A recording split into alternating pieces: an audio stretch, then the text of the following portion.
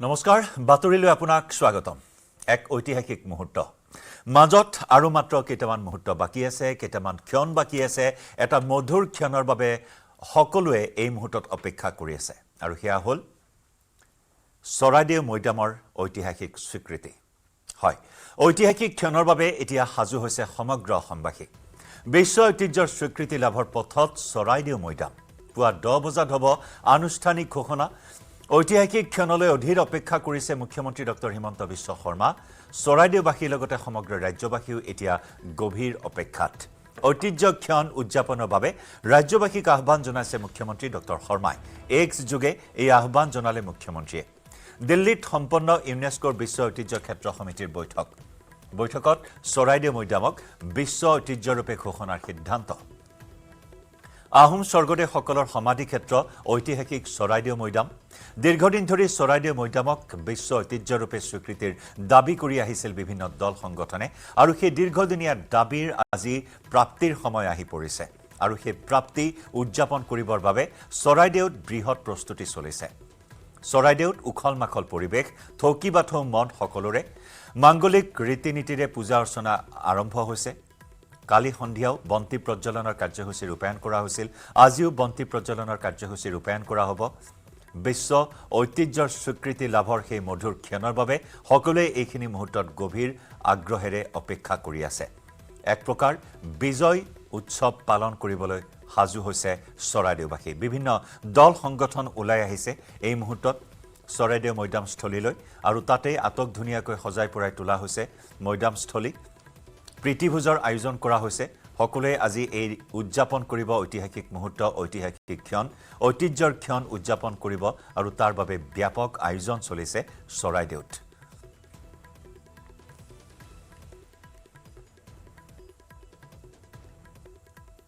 600 বছৰীয়া আহোম ৰাজত্বকালৰ সোণালী স্বাক্ষৰ বহন কৰা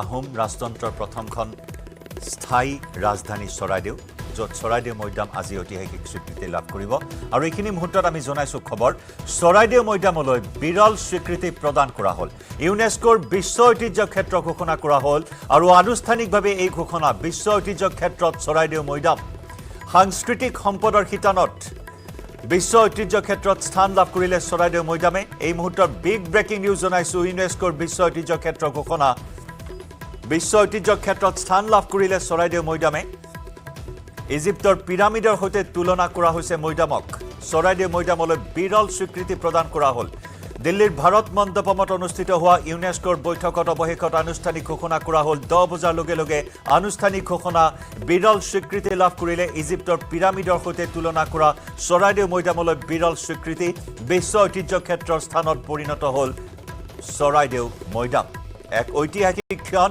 ঐতিহাসিক মুহূৰ্ত অৱশেষত ঘোষণা কৰা হ'ল আনুষ্ঠানিক ঘোষণা ইউনেস্কোৰ বিশ্ব ঐতিহ্য ক্ষেত্ৰ ঘোষণা বিশ্ব ঐতিহ্য ক্ষেত্ৰত চৰাইদেউ মৈদাম আৰু এই আনুষ্ঠানিক ঘোষণাৰ লগে লগে এই মুহূৰ্তত আনন্দ উৎসাহিত পৰিৱেশ চৰাইদেউ মৈদামত থকা বিভিন্ন লোকৰ মাজত দল সংগঠনৰ মাজত আহোম ৰাজত্বকালৰ ইতিহাসত এক নতুন সংযোজন হ'ল আহোম ৰজাৰ লাহে লাহে মৃতদেহ সংস্কাৰৰ এই প্ৰথা বিলুপ্ত হৈছিল আমি চৰাইদেউ মৈদামৰ ইতিহাসৰ কিছু তথ্য আগবঢ়াইছো বিশ্ব ঐতিহ্য ক্ষেত্ৰত তালিকাত চৰাইদেউ মৈদাম গুৰুত্বপূৰ্ণ খবৰ বিগ ব্ৰেকিং নিউজ জনাইছো নিউজ 18ৰ দৰ্শকসকলক মৈদাম হৈছে আহোমসকলৰ পৰম্পৰাগত মৃতদেহ সংস্কাৰৰ প্ৰথা ৰাজ পৰিয়ালৰ লোকৰ মৃত্যু হলে এই মৈদামতে সমাধিস্থ কৰা হৈছিল আৰু সেই ঐতিহাসিক মৈদামস্থলী আজি বিশ্ব ঐতিহ্য ক্ষেত্ৰত পৰিণত হ'ল আনুষ্ঠানিক ঘোষণা কৰিলে ইউনেস্কোই আৰু ইয়াৰ লগে লগে এতিয়া আনন্দিত উৎসাহিত হৈ পৰিছে চৰাইদেউবাসীৰ লগতে সমগ্ৰ ৰাজ্যবাসী চৰাইদেউ মৈদামস্থলীৰ পৰা আমাৰ সতীৰ্থ সাংবাদিক হানসিং কোঁৱৰৰ সৈতে সংযুক্ত হৈছো হানসিং গৌৰৱৰ মুহূৰ্ত এক ঐতিহাসিক ক্ষণ ঘোষণা কৰা হ'ল আনুষ্ঠানিকভাৱে চৰাইদেউ মৈদামক বিশ্ব ঐতিহ্য ক্ষেত্ৰৰূপে হয় জয়ন্ত নিখন্দেহে চৰাইদেউ মৈদাম ক্ষেত্ৰ বিশ্ব ঐতিহ্য ক্ষেত্ৰত সন্নিৱিষ্ট হ'ল আৰু এয়া হৈছে চৰাইদেউ মৈদাম ক্ষেত্ৰৰ বাবে এক বিগ ব্ৰেকিং নিউজ আৰু প্ৰাপ্তিৰ এক আচৰিত অনুভৱ আৰু মোৰ পিছফালে আপোনালোকে দেখিছে বিশ্ব ঐতিহ্য ক্ষেত্ৰত সন্নিৱিষ্ট হোৱাৰ হেতুকে ইয়াত আহোম পৰম্পৰাগত বান্ধি পূজাৰে তেখেতসকলে পূজাৰ অৰ্চনা আৰম্ভ কৰিবলৈ প্ৰস্তুতি সম্পন্ন কৰিছে আমি জনাই ল'ব বিচাৰিছো যে ইয়াত বিভিন্ন জাতীয় জনগোষ্ঠীয় দল সংগঠন স্থানীয় লোকসকল আহি উপস্থিত হৈছেহি আৰু আমাৰ মাজত উপস্থিত আছে টাই আহোম ছাত্ৰ সন্থাৰ কেন্দ্ৰীয় যুটীয়া সম্পাদক দিগন্ত চাংমা। ইতিমধ্যে দিল্লীত ঘোষণা হৈছে চৰাইদেউ মৈদাম ক্ষেত্ৰ বিশ্ব ঐতিহ্য ক্ষেত্ৰত সন্নিৱিষ্ট হৈছে, কি ক'ব? আচলতে আমি অতি গৌৰৱান্বিত কৰিছোঁ আৰু আমি আনন্দিত হৈছোঁ এটা কাৰণে যে কি চৰাইদেউ বিশ্ব ঐতিহাসিক ক্ষেত্ৰ হিচাপত আজি ঘোষণা হৈছে। এয়া আমি আচলতে চৰাইদেউবাসী নহয়, অসম তথা ভাৰতবাসীও এটা গৌৰৱৰ দিন বুলি ক'ব লাগিব। কাৰণ কেলৈ চৰাইদেউ বিশ্ব ঐতিহাসিক ক্ষেত্ৰ ঘোষণা হোৱাৰ কাৰণে ভাৰতৰ পৰা আচলতে এটাই প্ৰস্তাৱ গৈছিলে ইউনেস্কোলৈ, আৰু ইউনেস্কোত আচলতে ইউনেস্কোত চৰাইদেউ মৈদাম ক্ষেত্ৰ বিশ্ব ঐতিহাসিক ক্ষেত্ৰ হোৱাৰ কাৰণে, আৰু এইটো কাৰণে আমি প্ৰথমে কৃতজ্ঞতা আৰু ধন্যবাদ জ্ঞাপন কৰিব লাগিব অসমৰ মুখ্যমন্ত্ৰী ডাঙৰীয়া তথা ভাৰতৰ প্ৰধানমন্ত্ৰী ডাঙৰীয়া। কাৰণ কেলৈ তেওঁলোকে আচলতে এই চৰাইদেউ বিশ্ব ঐতিহাসিক ক্ষেত্ৰ হোৱাৰ কাৰণে তেওঁলোকে যি প্ৰচেষ্টা হাতত লৈছিল আচলতে আমি ক'ব লাগিব যে এইটো আছে সফল হৈছে, আৰু সেইটো কাৰণে আমি চৰাইদেউবাসী ৰাইজে আজি আচলতে আমি এইটো গৌৰৱৰ দিন বুলি আমি অনুভৱ কৰিছোঁ। মুখ্যমন্ত্ৰীয়ে কৈছিলে 10 বজাৰ লগে লগে ঘোষণা হ'ব, আৰু আখৰে আখৰে 10 বজাৰ লগে লগে কথা ঘোষণা হৈছে, লাভ কৰিছে স্বীকৃতি। শেহতীয়াকৈ যি মোৰ প্ৰস্তুতি চলিছে আৰু কি কি কাৰ্যসূচী থাকিব? এতিয়া আচলতে আমাৰ বানফি পূজা আৰম্ভ হ'ব, তাৰ পাছতে আমাৰ গোটেই চৰাইদেউ জিলাবাসী ৰাইজে ইয়াত উপস্থিত হ'বহি। ঢোলে ডগৰে আচলতে আমি বিভিন্ন সাংস্কৃতিক অনুষ্ঠান ইয়াত আমি ৰাখিছোঁ, তাৰ লগে লগে গোটেই ৰাইজৰ কাৰণে আচলতে আমি প্ৰীতিভোজ আয়োজন কৰিছোঁ ইয়াতে। হয়, নিশ্চিতভাৱে এনেধৰণে আমি এতিয়া জানিব পাৰিছোঁ যে ইতিমধ্যেই বিশ্ব ঐতিহ্য ক্ষেত্ৰৰ কথা ঘোষণা হৈছে। চৰাইদেউ মৈদাম ক্ষেত্ৰই আচলতে বিশ্ব ঐতিহ্য ক্ষেত্ৰত সন্নিৱিষ্ট হ'বলৈ সক্ষম হৈছে। সাংস্কৃতিক সম্পদ শিতানত দিল্লীৰ যি ইউনেস্কোৰ অধিৱেশন অব্যাহত আছে তাত আচলতে ভাৰত মণ্ডপত এই কথা ঘোষণা কৰিছে, আৰু যোৱা নিশা অসমৰ মুখ্যমন্ত্ৰী ডক্টৰ হিমন্ত বিশ্ব শৰ্মাই অৱগত কৰাৰ ধৰণেই 10 বজাৰ লগে লগে আচলতে এয়া ঘোষণা হৈছে, আৰু ইয়াত সকলো পক্ষৰ লোক সমবেত হৈছে। পৰম্পৰাগত যি বানফি পূজা আছে, বানফিৰ পূজাৰ পাছতে আচলতে যি বিজয় উৎসৱৰ আচলতে পালন কৰা হ'ব। উখল মাখল পৰিৱেশে বিৰাজ কৰি আছে, সকলো ওলাই আহিছে, আৰু বিভিন্ন সাংস্কৃতিক কাৰ্যসূচী ইয়াত ৰখা হৈছে। কিন্তু সৰ্বপ্ৰথমে আচলতে চৰাইদেউ মৈদামস্থলীৰ এই ঘোষণাৰ পাছতে এতিয়া আমি জানিব পাৰিছোঁ যে যি পূজা আচলতে বানফি পূজা, আহোম পৰম্পৰাগত বানফি পূজাৰ সম্পন্ন কৰা হ'ব, আৰু সম্পন্ন কৰাৰ পাছতে আচলতে এই যি বিজয় উৎসৱ আচলতে অব্যাহত থাকিব। আমি পুনৰবাৰ আৰু এবাৰ যদি আমি সামগ্ৰিক পৰিৱেশটো এবাৰ দেখাই ল'ব বিচাৰিছোঁ, এয়া আমি মৈদামৰ ভিতৰ ভাগৰ আচলতে যি পূজাৰ প্ৰস্তুতি আমি দেখালোঁ, আৰু ইতিমধ্যে ঘোষণা হোৱাৰ লগে লগে আচলতে মৈদামৰ বাহিৰ ভাগত আচলতে মৈদামৰ দুৱাৰ সন্মুখত আচলতে উখল মাখল পৰিৱেশ, আনন্দময় পৰিৱেশ বিৰাজ কৰিছে। সুদীৰ্ঘ 77টা বছৰৰ অন্তত এই স্বীকৃতি আচলতে চৰাইদেউ মৈদাম ক্ষেত্ৰই লাভ কৰিবলৈ সক্ষম হৈছে। এক দীঘলীয়া পৰিক্ৰমা, দীঘলীয়া এক দাবী, আৰু তাৰ পাছত আচলতে এই পৰ্যায় আহি উপনীত হৈছে। আৰু ঠিক 10 বজাৰ লগে লগে যেতিয়া ঘোষণা হৈছে বিশ্ব ঐতিহ্য ক্ষেত্ৰত আচলতে সন্নিৱিষ্ট হোৱাৰ কথা, তাৰ লগে লগে নিশ্চিতভাৱে অবিভক্ত শিৱসাগৰ জিলাৰ সকলোৱে আচলতে অধিক আনন্দিত হৈ পৰিছে। আমাৰ মাজত টাই আহোম উন্নয়ন পৰিষদৰ সদস্য আছে, মন্টু কোঁৱৰ আমি জানিব বিচাৰিম। ইতিমধ্যে ঘোষণা হৈছে, ঘোষণা কৰা মুখ্যমন্ত্ৰীয়ে কোৱাৰ দৰে ইউনেস্কোৰ ঘোষণা হৈছে, বিশ্ব ঐতিহ্য ক্ষেত্ৰত স্বীকৃতি পাইছে, কি ক'ব? আমি খুব আনন্দিত আৰু উৎফুল্লিত, আৰু এই বাতৰিৰ কাৰণে আমি বহু দিন ধৰি আমি আশাৰে বাট চাই আছিলোঁ। গতিকেলৈ এই আপাহতে আমি দেশৰ প্ৰধানমন্ত্ৰী নৰেন্দ্ৰ মোদী ডাঙৰীয়া আৰু অসমৰ মুখ্যমন্ত্ৰী ডক্টৰ হিমন্ত বিশ্ব শৰ্মাক আমি ধন্যবাদ জনাইছোঁ। হয়, নিশ্চিতভাৱে বিভিন্ন জাতীয় জনগোষ্ঠীয় সংগঠনৰ নেতৃত্ব আছে, অংকন আছে, আমি জানিব বিচাৰিম। ঘোষণা হৈছে, দিল্লীত ঘোষণা কৰা হৈছে, স্বীকৃতি লাভ কৰিছে, কি ক'ব? হয়, এইটো নথৈ আনন্দিত হৈছোঁ। আমাৰ গোটেই অসমবাসীৰ ৰাইজ আছে উৎসুকতাৰে ৰৈ আছিলে, ইমান ভাল খবৰ এটা আহিছে, খুব আনন্দৰ কথা। হয়তো এই আমাৰ জীৱনকালৰ চাগে আজিলৈকে যিমানবোৰ আমি পৰিঘটনা দেখিছোঁ, তাৰ ভিতৰত উৎকৃষ্ট মানদণ্ডৰ ভাল সুখজনক ঘটনা বুলি আমি ক'ব পাৰিম এইটো আমাৰ কাৰণে। সুদীৰ্ঘ 77টা বছৰৰ পৰিক্ৰমাৰ পাছত এই দাবী আচলতে পূৰণ হৈছে, আৰু কেনেধৰণৰ আশা কৰিছে এতিয়া? আৰু নহয়, এতিয়াতো এই দাবীটো এই মৈদাম চাফ চিকুণ কৰাৰ পৰা আৰম্ভ কৰি, শ্বিলঙত যেতিয়া ৰাজধানী আছিলে, মৈদাম চাফ চিকুণ কৰাৰ পৰা আৰম্ভ কৰি সিদিনা 23 চনৰ 9 অক্টোবৰত যেতিয়া চিয়াং আহি পিনে ইউনেস্কোৰ প্ৰতিনিধি চিয়াং আহিছিলে, তেতিয়ালৈকে এটা দীঘলীয়া পৰিক্ৰমা, বিভিন্ন দল সংগঠনৰ দাবী আছিলে। আমিও নিজেই আহোমে নাই ইজিপ্তলৈ গৈ ইজিপ্টলজি গ্ৰুপ অৰ্গেনাইজেশ্যন কমিটিৰ হাতত আমি আচলতে মৈদাম সম্পৰ্কে ডছিয়াৰ আমি ছাবমিট কৰিছিলোঁ। পিৰামিড আৰু মৈদামৰ চিমিলাৰিটিজ কি আছে এই কথাখিনি কৈছিলোঁ, আৰু তেনেকৈ বিভিন্ন ধৰণৰ অনুষ্ঠান প্ৰতিষ্ঠানৰ সহযোগিতা আছিল। নৰেন্দ্ৰ মোদী ডাঙৰীয়া মোদী হেতু মুমকিন হে বুলি যিটো কথা, সেই কথাটো হয়তো আজি প্ৰতিপন্ন হৈছে। হিমন্ত বিশ্ব শৰ্মা ডাঙৰীয়াৰ গুৰুত্বপূৰ্ণ ভূমিকা আছে, লগতে এই আমাৰ যি স্থানীয় বিধায়ক ডাঙৰীয়াৰ আচলতে বিধায়ক হোৱাৰ আগৰ পৰা এই অনুষ্ঠানটোৰ আজিৰ প্ৰাপ্তিৰ কাৰণে আচলতে তেওঁ লাগি আছিলে, কায়িকভাৱে লাগি আছিলে, আৰ্থিকভাৱে নিশ্চয় ধৰ্মেশ্বৰ কোঁৱৰে কায়িকভাৱে লাগি আছিলে আৰু লগতে আৰ্থিকভাৱেও তেওঁ বিভিন্ন ধৰণৰ সহযোগিতা আগবঢ়াই আছিলে বিধায়ক হোৱাৰ আগৰ পৰা। বৰ্তমানতো তেওঁ নিজে লাগি আছে। সেই গতিকে এটা কথাই ক'ব যে সকলোৰে সহযোগিতা আৰু সংবাদকৰ্মীসকলৰ যথেষ্ট সহযোগিতা আছিলে গোটেই বিষয়টো নিয়াৰ ক্ষেত্ৰত।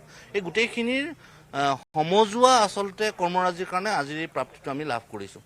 নিশ্চিতভাৱে সকলো পক্ষ আচলতে প্ৰাপ্তিৰ আনন্দত আচলতে তেখেতসকলে আত্মহাৰা হৈ আছে আৰু বিশেষভাৱে ভাৰতৰ প্ৰধানমন্ত্ৰী নৰেন্দ্ৰ মোদী ডাঙৰীয়াই যিহেতু এই মনোনয়নখন একমাত্ৰ মনোনয়ন হিচাপে প্ৰেৰণ কৰিছিলে, গুজৰাটৰ ঠাই আছিলে তাক আচলতে বাদ পেলাই চৰাইদেউ মৈদাম ক্ষেত্ৰক গুৰুত্ব প্ৰদান কৰাৰ বাবে প্ৰথমতে তেখেতক সকলোৱে জাতীয় জনগোষ্ঠীয় দল সংগঠন, স্থানীয় লোক, বুদ্ধিজীৱী, বুৰঞ্জীৱী সকলোৱে আচলতে তেখেতক ধন্যবাদ জ্ঞাপন কৰিছে। সমান্তৰালকৈ অসমৰ মুখ্যমন্ত্ৰী ডক্টৰ হিমন্ত বিশ্ব শৰ্মাই যি অগ্ৰণী ভূমিকা গ্ৰহণ কৰিলে এই ক্ষেত্ৰত আচলতে তেখেতসকলে সেয়াকো ধন্যবাদ জ্ঞাপন কৰিছে। ইয়াৰ সমান্তৰালকৈ কিছুমান ব্যক্তিৰ নাম আমি ল'ব লাগিব।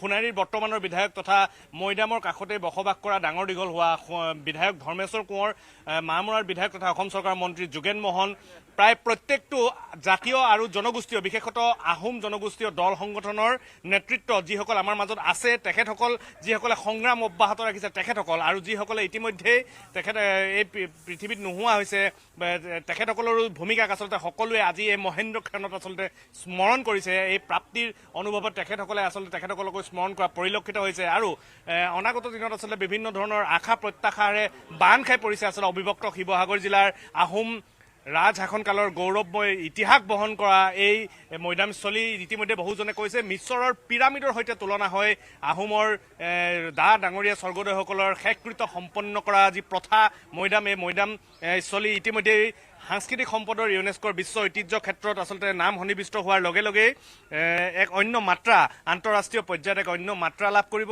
আৰু বিভিন্ন দেশী বিদেশী পৰ্যটকৰ সমান্তৰালকৈ গৱেষক আৰু এই বিষয়ত আচলতে বিভিন্ন ধৰণৰ আলোচনা চৰ্চা অব্যাহত থাকিব বুলি সকলোৱে আশাবাদী আৰু এক নিশ্চিতভাৱে চৰকাৰৰ ভূমিকাও ইয়াত থাকিব। আমাৰ মাজত টাই আহোম যুৱ পৰিষদৰ কেন্দ্ৰীয় কাৰ্যকৰী সভাপতি ভিৰগু হাতীমূৰীয়া আছে, ইতিমধ্যে ঘোষণা হৈছে আৰু কি ক'ব বিচাৰিব যিহেতু দীঘলীয়া পৰিক্ৰমা অন্তত আচলতে এই প্ৰাপ্তি? হয়, আমি খুব উৎফুল্লিত যে আজি চৰাইদেউ মৈদাম ক্ষেত্ৰত বিশ্ব ঐতিহ্য ক্ষেত্ৰে স্থান লাভ কৰিছে।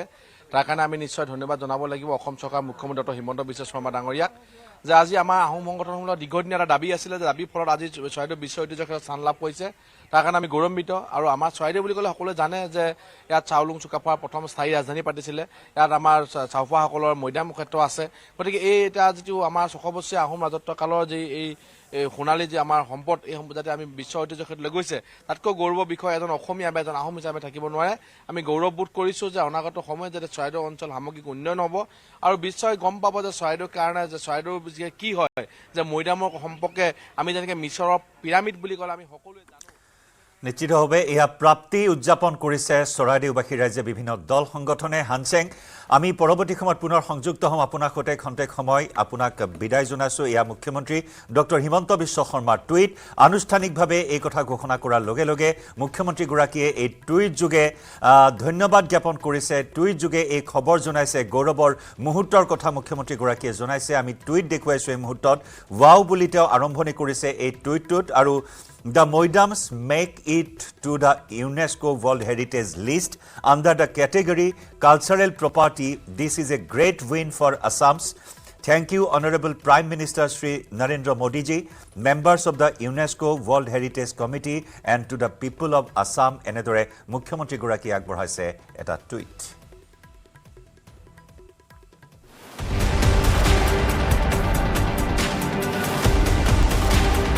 অৰ্পণ কৰাটো একে চিৰসত্য কথা, কাৰণ তেওঁ গোটেই কাপোৰ কানি চবতে তেজ লাগি আছে।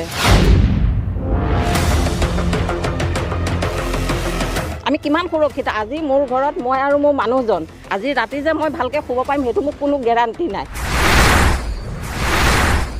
আৰক্ষী বাদ দিয়ক, আৰক্ষীয়ে একো কৰিবলৈ নোৱাৰে।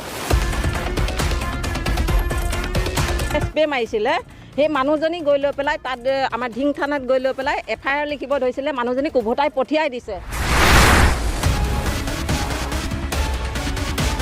তেতিয়া আমি কিমান সুৰক্ষিত।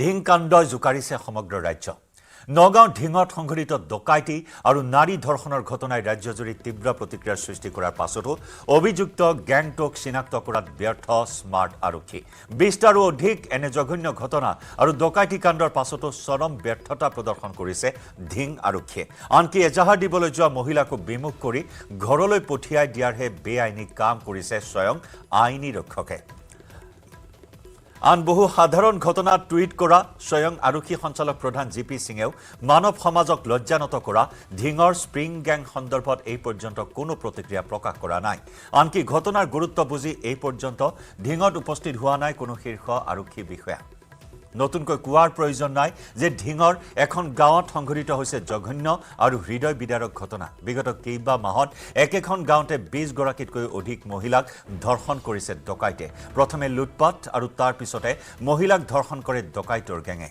কেইবাবাৰো আৰক্ষীৰ ওচৰত এফআইআৰ দিবলৈ যোৱা মহিলাক উভতাই পঠিওৱাৰ অভিযোগ কৰে ভুক্তভোগী মহিলাই ঢিং আৰক্ষীয়ে কোনো ব্যৱস্থা নোলোৱাৰ অভিযোগ কৰে ভুক্তভোগী মহিলাসকলে দুদিন পূৰ্বেও নিশা এঘৰত লুটপাট চলাই বৃদ্ধাক ধৰ্ষণ কৰে ডকাইতৰ দলে স্প্ৰে মাৰি বৃদ্ধাক অচেতন কৰি প্ৰথমে লুটপাট আৰু তাৰ পিছতে অচেতন অৱস্থাতে দলবদ্ধ ধৰ্ষণ কৰে 60 ঊৰ্ধৰ বৃদ্ধাক বৰ্তমান উন্নত চিকিৎসাৰ বাবে এইগৰাকী ভুক্তভোগী মহিলাক জিএমচিএইচলৈ প্ৰেৰণ কৰা হৈছে উল্লেখযোগ্য যে বিগত 3টা মাহত ঢিঙত প্ৰায় 20টাতকৈও অধিক লুটপাটৰ ঘটনা সংঘটিত হৈছে স্প্ৰে গেঙে সংঘটিত কৰিছে আটাইকেইটা লুটপাটৰ ঘটনা অধিকাংশৰ ঘৰতে লুটপাটৰ পিছত যুৱতী মহিলাক ধৰ্ষণৰ অভিযোগ উত্থাপন হৈছে একেটা নিশাই সংঘটিত হৈছে দুটাকৈ পৰিয়ালক লুটপাটৰ ঘটনা ডকাইতে বিষাক্ত স্প্ৰে ব্যৱহাৰ কৰাৰ ফলত গুৰুতৰভাৱে অসুস্থ হৈছে 5জনকৈ লোক ঢিং আৰক্ষীৰ কাষ চাপিছে যদিও ভুক্তভোগী মহিলাসকলক উভতাই পঠিয়াই ঢিং আৰক্ষীয়ে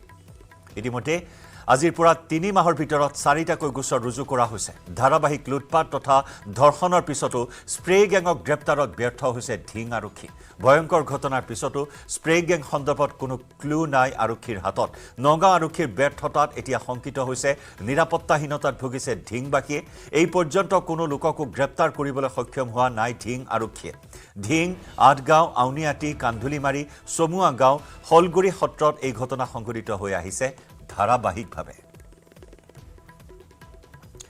আৰু এই ধাৰাবাহিক লুটপাট ধৰ্ষণৰ পিছতে ঢিঙত উত্তাল প্ৰতিবাদ ছাত্ৰ সন্থাৰ উদ্যোগত ৰাইজ তথা ব্যৱসায়িক সন্থাৰ প্ৰতিবাদ ঢিং বজাৰত ৰাজপথত আবদ্ধ কৰি প্ৰতিবাদ সাব্যস্ত কৰে ঢিংবাসীক নিৰাপত্তা প্ৰদানৰ দাবীত ছাত্ৰ সংগঠনৰ প্ৰতিবাদ লগতে ঢিং থানাৰ ভাৰপ্ৰাপ্ত আৰক্ষী বিষয়াক নিলম্বনৰো দাবী উত্থাপন কৰে সংখ্যালঘু অধ্যুষিত অঞ্চলত ধাৰাবাহিক ৰূপত সংঘটিত হৈছে অপৰাধ ধাৰাবাহিক লুটপাট ধৰ্ষণ কাণ্ডই জোকাৰিছে ৰাজ্য প্ৰতিবাদকাৰীয়ে অন কেমেৰা বৰ্ণনা কৰিছে জঘন্য কাহিনী কোৱাটো একে চিৰসত্য কথা কাৰণ মহিলা হিচাপে গম পাওঁ যে এইটো কিবা এটা কৰিব লাগিব তেওঁ ঘৰৰ সামগ্ৰী ঘৰৰ সামগ্ৰী মানে গোটেই লণ্ডভণ্ড হৈ আছে গোটেই বস্তু লৈ গৈছে তাৰমানে সম্পত্তি যিমান আছিল চব লৈ গৈছে আৰক্ষী বাদ দিয়ক আৰক্ষীয়ে একো কৰিবলৈ নোৱাৰে আৰক্ষীক আপোনালোকে ওচৰৰে মানুহ এগৰাকী এনেকৈ হেৰি কৰিছিলে স্প্ৰে মাৰিছিলে সেই মানুহজনী গৈ লৈ পেলাই তাত আমাৰ ঢিং থানাত গৈ লৈ পেলাই এফআইআৰ লিখিব ধৰিছিলে মানুহজনীক উভতাই পঠিয়াই দিছে আহাচোন আহক আপুনি শুনক আধা লিখি কাগজ অঁতৰাই দিছে তেন্তে আমি কিমান সুৰক্ষিত এইটো চবে আৰক্ষীয়ে The matter is also in the mandate of the open-ended working group that is still going on, as you know. And at this stage, what we can say is that, of course, when we consider the preliminary assessment, we thought, along with the advisory bodies, that there will be the benefit of this process will actually make saving money to the whole system because by having a better shaped and better prepared nomination, all this circle of issues that may be created by nomination that are not recommended or that are incomplete will be, let's say, improved with the inclusion and by the use of the upstream process and preliminary assessment. So, to this extent, maybe there are different answers on the short term on the medium term and on the longer term. But for the time being, maybe it's too early to say something, as we are just in the at the end of the first voluntary cycle with just 14 fines that have been dealt with. Thank you, Chair. Thank you for your presentation. Are there any more questions or comments?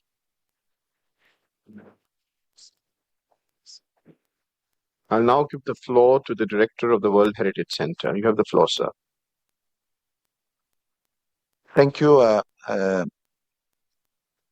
Chairperson. I really would like to thank the distinguished delegate of India for this very important question. And I think what the distinguished delegate of India is raising is definitely an issue that the open-ended working group, of course, will be discussing because it's part of its mandate. And the distinguished delegate of India is absolutely right to say that this needs to continue to be discussed in the open-ended working group, and it will continue. What I just want to say here is that when it comes to the whole issue of the funds, and you know, we are still in a period of voluntary submission of requests for preliminary assessment before it becomes mandatory. And of course, at this stage, as I clearly explained in the budget group yesterday, of course, at this stage, we have been able to cope with the current demands, but it doesn't mean that as we go in the future, this is going to be the same case. And that's why the budget group, of course, has discussed yesterday this particular issue, and will continue to discuss this under our chair of the working group. And we also will be able to know about the next number of preliminary assessment later this year, as you know, because of the deadline for submission of preliminary assessment, and of course it will help, and it will help and inform the group, the open-ended working group on this issue. But I do agree with the important reflection that the distinguished delegate of India has put forward. Thank you. Thank you. Are there any further questions or comments from any committee member? Argentina, you have the floor. Gracias, señor presidente. Queremos sumarnos a las declaraciones hechas por la delegación de la India. Hay algo que tenemos que tener en cuenta, que es que esta convención es víctima de su propio éxito, no de su fracaso. Por eso hay tanta presión, tanta inquietud, tanto interés en participar más, en tener más inscripciones, y cada vez necesitamos más recursos, más medios, más trabajo. El grupo de trabajo nos parece fundamental, no suficiente, porque luego tenemos que seguir hablando, tenemos que seguir reflexionando, y es en la UNESCO en pleno que tenemos que hablar esto. Yeah, can I ask you to pause? Sí, solamente decir, el grupo de trabajo es, perdón. Pause.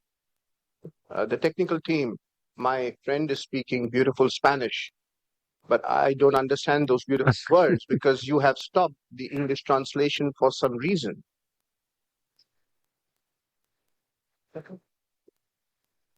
This is the English interpreter. The microphone was working a moment ago. Are you able to hear me now, sir? We were able to hear you at the beginning of the conversation, the statement that the Argentinian ambassador was making, and suddenly you went blank.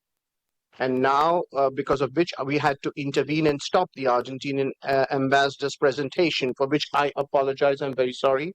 And now we have got the English interpretation again.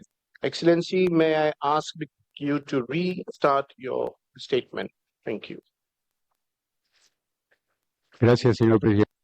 Thank you, Mr. Chairman. I shall be very brief. Yes, our convention is a victim of its own success, not failure.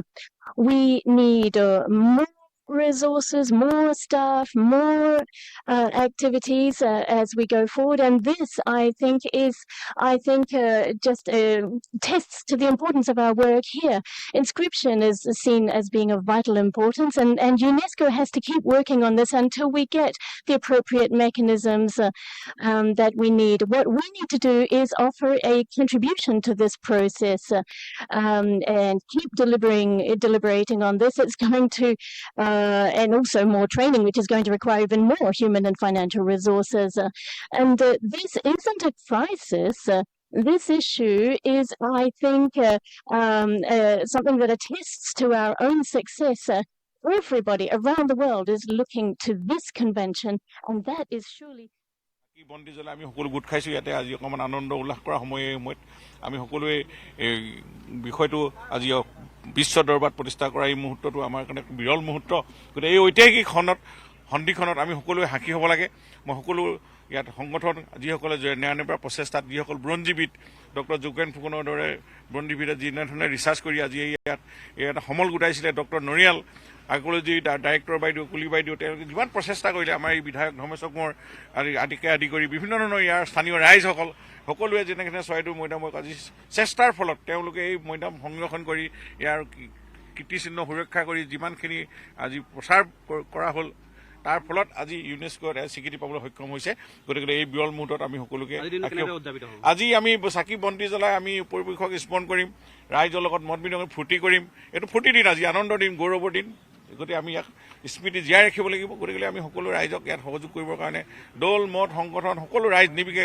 জাতি জনগোষ্ঠী সকলো ইয়াত গোট খাব লাগে খন্তেক পিছতে আমি ইয়াতে প্ৰীতি ভোজৰ আয়োজন কৰিছোঁ আমি সকলোৱে মিলি ভুজি ফটকা ফুটুৱাই আমি যিহেতু ইয়াত কিছু বাধাও আছে আৰ্কলজিকেল ছাইডত গতিকে আমি চাই সকলো নিয়ম নীতি মানি আমি এইখিনি কাম আগবাঢ়িম ইতিমধ্যে ঘোষণা কৰা এইটো মুহূৰ্ত ইতিমধ্যে তাৰ প্ৰেজেণ্টেশ্যন চলি আছে দিল্লীত আৰু খুব সোনকালে আমাৰ ভাৰতবৰ্ষখন ইতিমধ্যে ডিক্লেয়াৰ হৈ গৈছে বুলি আমি ধৰি লৈছোঁ 100% গতিকে আমাৰ ডিক্লেয়াৰ হৈ গৈছে গতিকে এতিয়া আমাৰ এতিয়া ফূৰ্তি কৰি আমি সকলো কাম আগবাঢ়ি যাব ফোন কৰি আছে কিমান আজি গাহৰি মাংস ৰাইজে যিমান গোট খায় যিমান খায় আৰু খোৱাটোনো কি ফূৰ্তিটোৱে মেইন নহয় জানো সেইটোৱে বিশ্ব ঐতিহ্যৰ ক্ষেত্ৰত ইতিমধ্যে ঘোষণা হৈছে কিন্তু চৰকাৰৰ কৰণীয় আছে যথেষ্ট আছে আমাৰ অন্তঃগাঁথনিসমূহ গঢ় দিয়া হয় এইখিনিতো হয় এতিয়া আমাৰ পৰ্যটকসকল দেশ বিদেশৰ পৰ্যটকসকল ইয়াতে আহিব চৰাইদেউ মৈদাম চাবৰ কাৰণে কাৰণ 195খন দেশ আমি জানো ইউনেস্কোত আছে গতিকে এই দেশৰ প্ৰতিখন দেশৰ আৰ্জেণ্টিনাৰ পৰা আদি কৰি বিভিন্ন ধৰণৰ আমি তাতে যিদিনা ময়ো আছিলোঁ আৰম্ভণিৰ দিনতে